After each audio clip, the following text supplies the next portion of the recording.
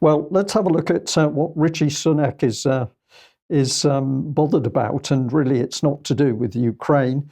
He's been talking, not least in front of the Sky cameras, about net zero, but his audience, as you'll note, look remarkably woolly. So he's been preaching to the sheep, but it's clear that the flock are not impressed. Let's have a look at the first video clip. I'm here at Writtle College in Essex talking to apprentices who work in our farming sector, and I've been talking to them about the changes that I announced yesterday, ensuring that we're going to deliver net zero but do so in a proportionate, pragmatic way that minimises the impact on working families, all while hitting what are world-leading targets. Now, as I've been talking to them, these changes are particularly important for our rural and farming communities who were facing huge costs and are the backbone of our local economies. Now, I'm going to make the big decisions that are right for the long-term interests of our country, even if those are difficult, because that's how we're going to bring change, that's how we're going to build a better future for our children.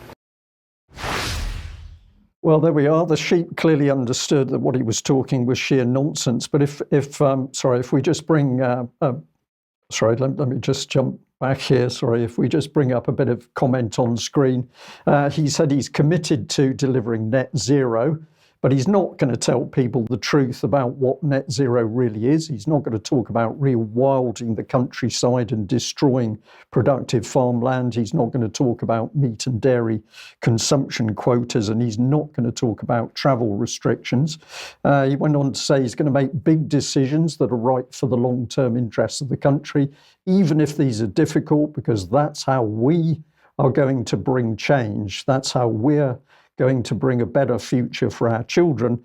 But of course, the reality, he's not actually going to tell the UK public what the change is, because if we look at what's planned with net zero, Agenda 2030 and on, it involves the destruction of national identity, our economy, communities, and our culture. So Rishi wants to keep that very secretive.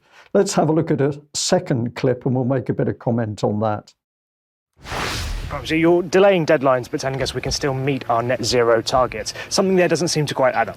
Now, we've been through the numbers and we're absolutely confident that we are on track to hit all our international and domestic targets, which, by the way, are world leading. And the reason I have confidence in that is because we've over-delivered on all of our carbon budgets to date. Despite everyone saying, oh, you might not hit them, we've over-delivered on them. Plus, we can see that the costs of some of these new technologies are falling far faster than people have predicted. Offshore wind is a great example of that. Costs today 70% less than we predicted in 2016, and the adoption of new technologies is happening far faster than we thought, electric vehicles being another good example. So when you put all of that together, run the numbers as we have, we're confident we're on track to deliver net zero, and we can do it now in a more proportionate and pragmatic way. That's how we're going to bring people with us, maintain consent for it, and minimise costs for working families that could have spiralled into the thousands and thousands of pounds. I don't think that's right. It's very difficult to watch, but I did pay attention to the two sheep in the background that were clearly shaking their heads, and quite rightly so, because, of course, what is he talking about?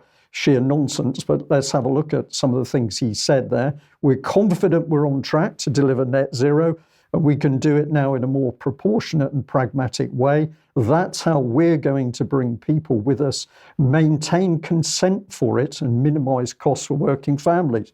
Well, this is incredible, because if we look at the reality, they've never had consent for net zero because it's never been openly debated in Westminster or elsewhere.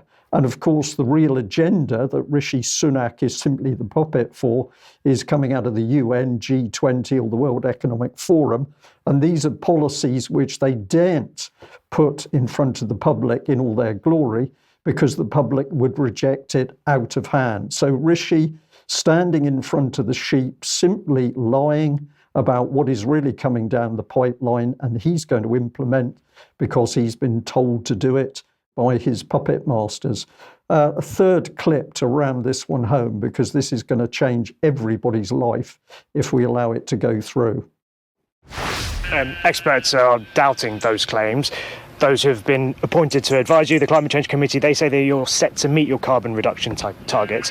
If you implement these policy changes, if you delay these targets, what extra things are going to come in so that we meet those targets?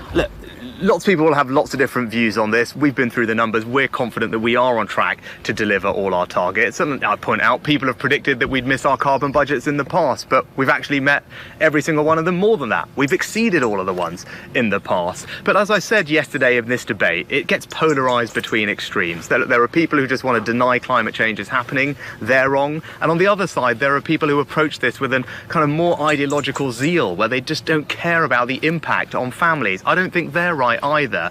What I've done is pick the pragmatic course to delivering net zero, because I believe in it, and I think the country does and wants to do what's necessary, but they want that done in a fair, proportionate and pragmatic way. That's the course that we are taking, and I think that's the one that will command the broadest amount of support.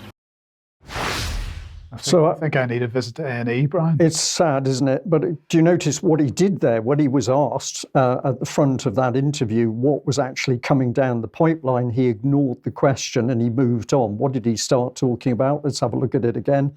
We've exceeded all of he was talking about carbon targets. We've exceeded all our targets in the past, but as I said yesterday in this debate, it gets polarised between extremes. There are people that just want to deny climate change is happening. They're wrong. And on the other side, there are people who approach this with a more ideological zeal, who don't care about the impact on families. Now, this is really important language, because what he is doing is psychologically profiling the people who are coming up and criticising what's happening. And why is he doing that? Because, of course, they're already committed to net zero. They've agreed it out of the country at the globalist agenda. And now what he's showing you is that they're going to use what I'm calling their world-beating political applied psychology to reframe the public into agreeing with the decision. And that's what the Mindspace 2010 policy, Conservative Cabinet Office created it. That's what it was all about. So this man is extremely dangerous, because he's bringing in globalist policy, he's deceiving the UK public, and he's prepared to use applied political psychology in order to get us to agree and accept these agendas.